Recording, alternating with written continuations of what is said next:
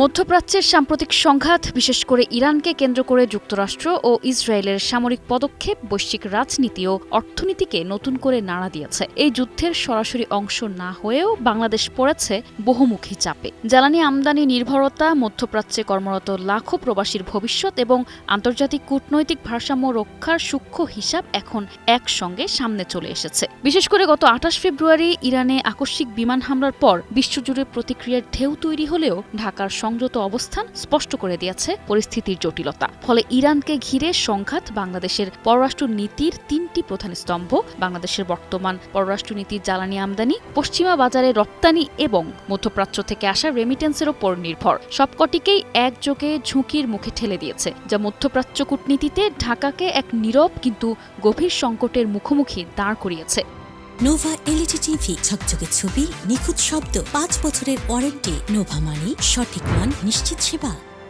পররাষ্ট্র মন্ত্রণালয়ের বিবৃতিতে ইরানের পাল্টা হামলায় উপসাগরীয় অঞ্চলের সার্বভৌমত্ব লঙ্ঘনের সমালোচনা করা হলেও যুক্তরাষ্ট্রের হামলার বিষয়ে সরাসরি অবস্থান অনুপস্থিত ছিল। বিশ্লেষকদের মতে এই অবস্থান বাংলাদেশের কূটনৈতিক দ্বিধার ইঙ্গিত বহন করে। বাংলাদেশের ওপর এই যুদ্ধের তাৎক্ষণিক প্রভাব পড়েছে জ্বালানি খাতে। মধ্যপ্রাচ্য ভিত্তিক তেল সরবরাহ ব্যবস্থার ওপর নির্ভরশীল হওয়ায় হরমুজ প্রণালীতে যে কোনো অস্থিরতা সরাসরি দেশের জ্বালানি ব্যয় বাড়িয়ে দেয়, যা দেশের পরিবহন খরচ, উৎপাদন ব্যয় এবং সামগ্রিক মূল্যস্ফীতিতে নেতিবাচক প্রভাব তৈরি করেছে। অর্থনীতিবিদরা সতর্ক করেছেন, এই পরিস্থিতি দীর্ঘস্থায়ী হলে রপ্তানি খাত, রেমিটেন্স প্রবাহ এবং বৈদেশিক মুদ্রার রিজার্ভ একযোগে চাপের মুখে পড়তে পারে।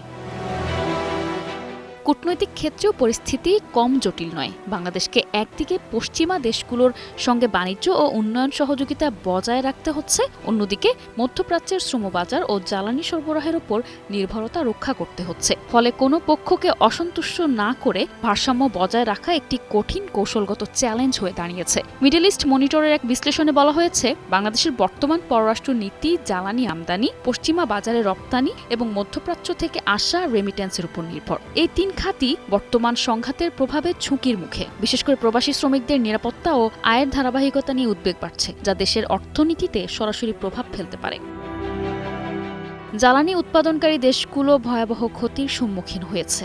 সম্প্রতি জ্বালানি বিষয়ক গবেষণা প্রতিষ্ঠান রিস্টাড এনার্জির এক প্রতিবেদনে বলা হয়, মধ্যপ্রাচ্য সংঘাতে জ্বালানি অবকাঠামোর ক্ষয়ক্ষতি মেরামতে $৫৮ বিলিয়ন প্রয়োজন হতে পারে। প্রতিষ্ঠানটি সতর্ক করে বলেছে, এই ক্ষতির ধাক্কা শুধু মধ্যপ্রাচ্যেই সীমাবদ্ধ থাকবে না। জ্বালানি আমদানিকারক দেশগুলোতে মূল্যস্ফীতির মতো চরম আর্থিক বিপর্যয় নেমে আসতে পারে। এদিকে আন্তর্জাতিক জ্বালানি সংস্থার এক রিপোর্টে বলা হয়, জ্বালানি সংকটের ধাক্কা প্রথম আঘাত আনতে পারে এশিয়ার দেশগুলোতে, যার মধ্যে বাংলাদেশও রয়েছে।